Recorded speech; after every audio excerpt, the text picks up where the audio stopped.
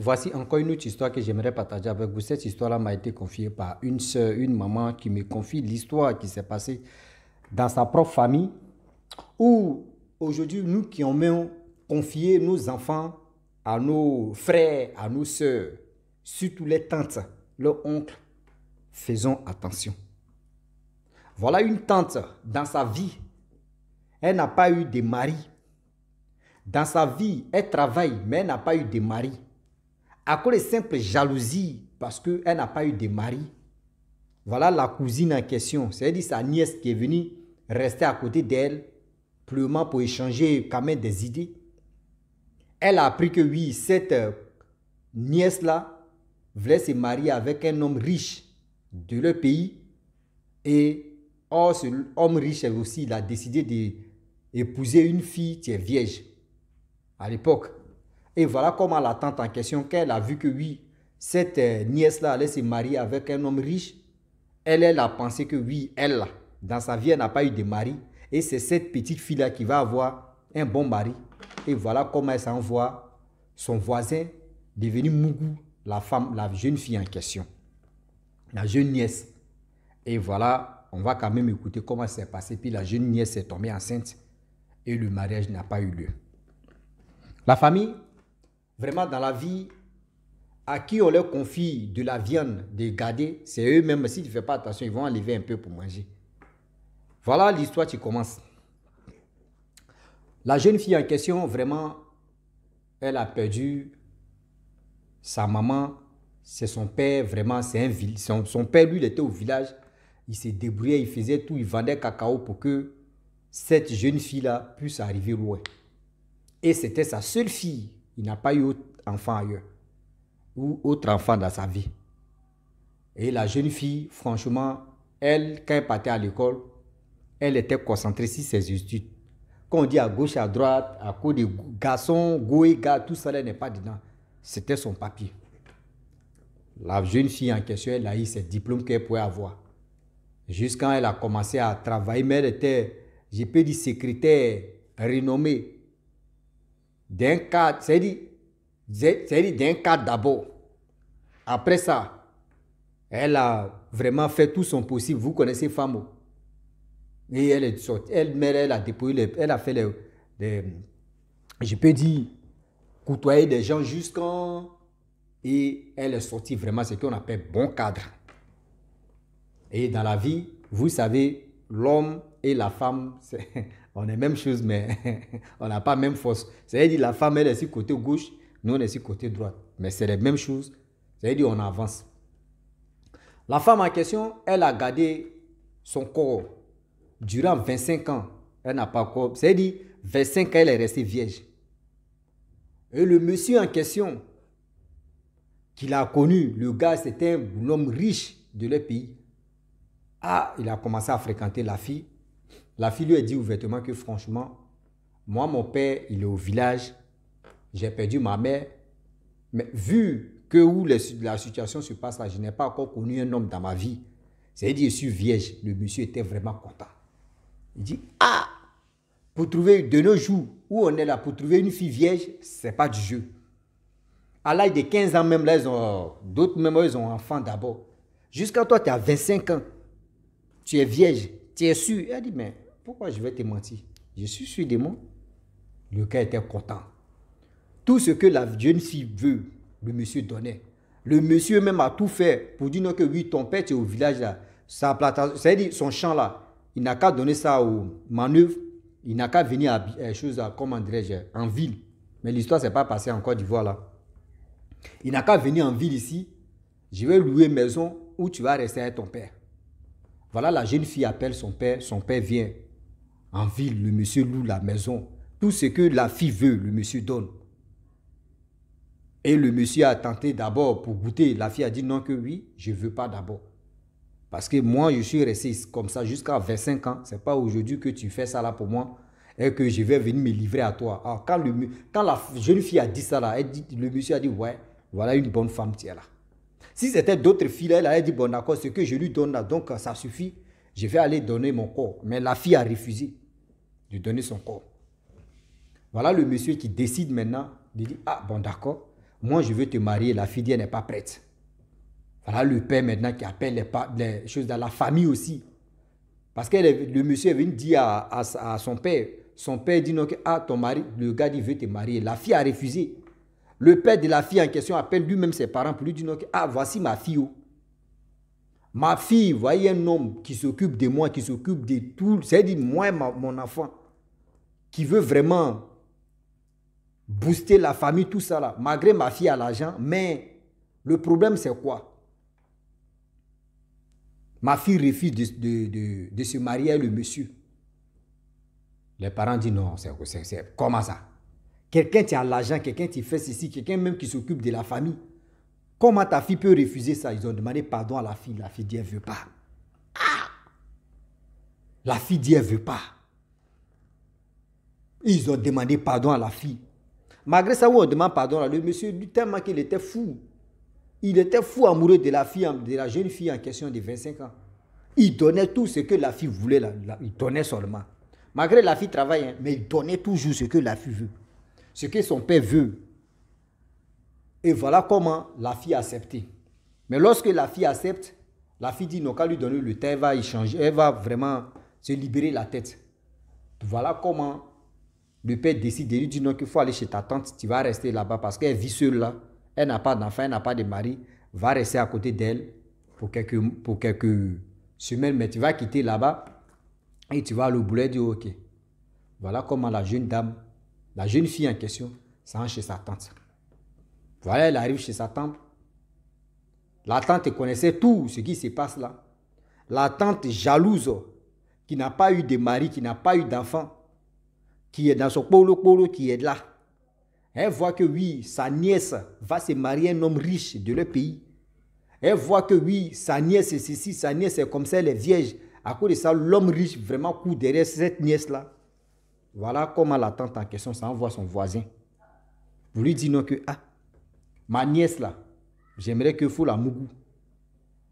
On dit livraison, c'est-à-dire livraison à domicile, c'est gratuit. Le monsieur dit ok, il n'y a pas de problème. C'est toi, tu veux que de la mougou? Elle dit oui.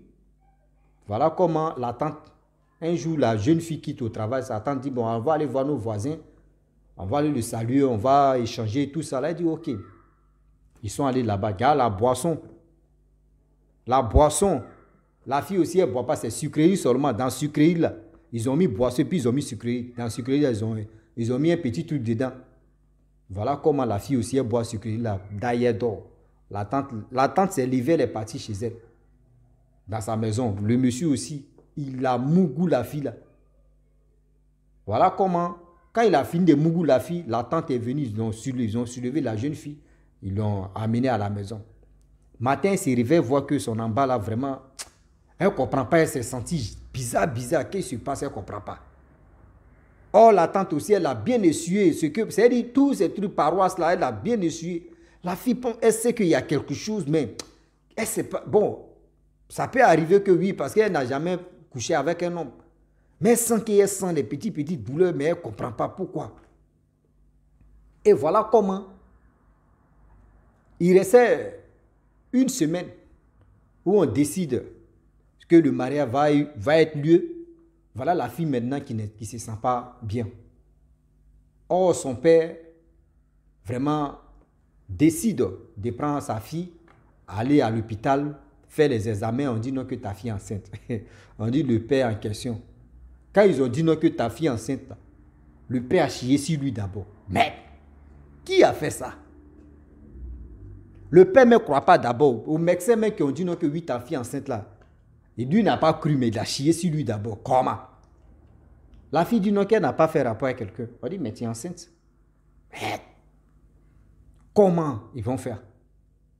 Voilà le père en question qui appelle sa cousine. Sa cousine n'a pas nié, dit oui, elle est enceinte. Qu'elle est enceinte. Elle allait boire chez mon voisin là.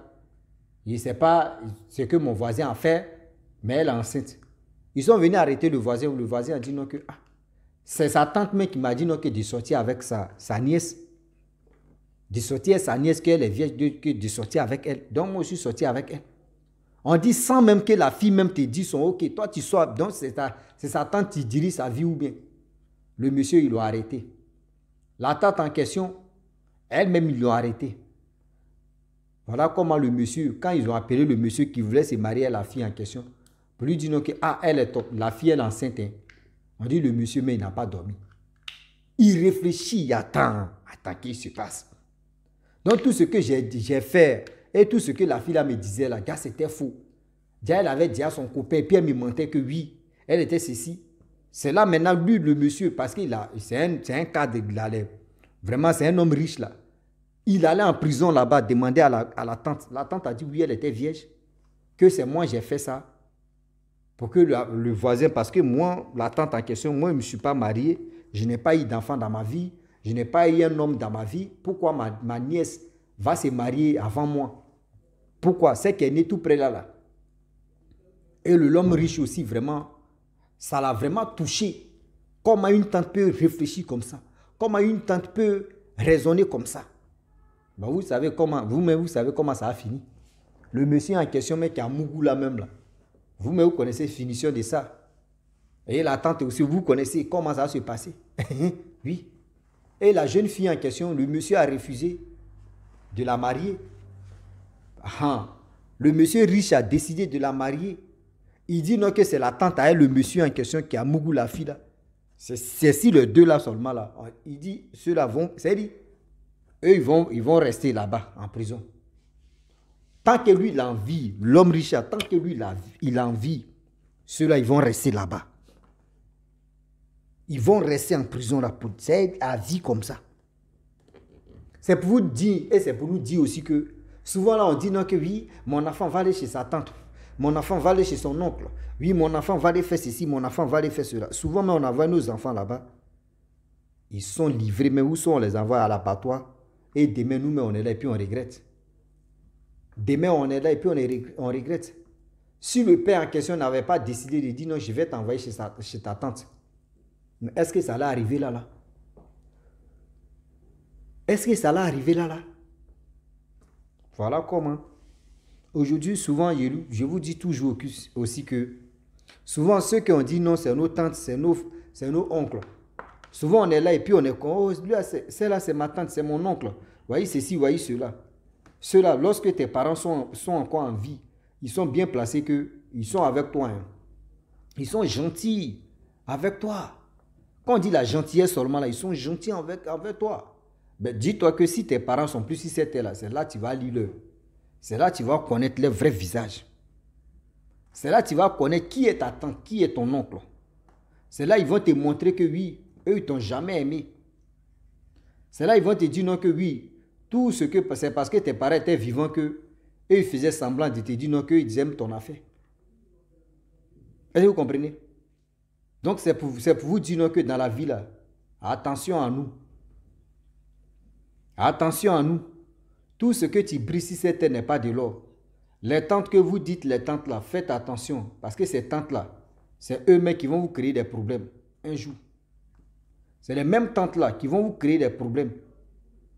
Donc j'aimerais dire à tous ceux qui m'écoutent, matin, midi, soir, on ne finit jamais d'apprendre le vrai visage de nos oncles et de nos tantes. Oui, le vrai visage de nos tantes et de nos oncles. Tu ne connais pas les visages. Ils vont te montrer, ils sont gentils avec toi. Oh, oui, c'est le fils de ma soeur. Oui, c'est la fille de mon frère. Voici ceci, voici cela. Toi, tu es là, tu dis, mon oncle est gentil. Hein? Ah, mon oncle est gentil. Avant là, tu peux aller chez ton oncle. Et tu vas faire au moins des mois là-bas. Toi-même, quand on dit vacances comme ça, tu as envie de partir là-bas encore. Mais de nos jours maintenant, là, il faut essayer d'aller chez ton oncle. Avant même d'aller même chez ton oncle, tes parents vont donner l'argent d'abord.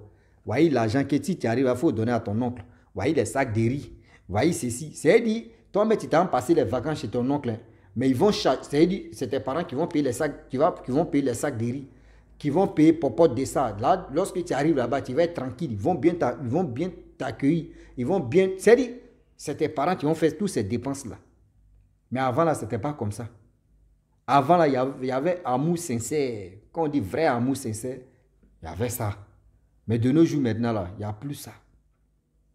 De nos jours, là, il n'y a plus ça. Je le dis, je le répète. Amour sincère n'existe plus.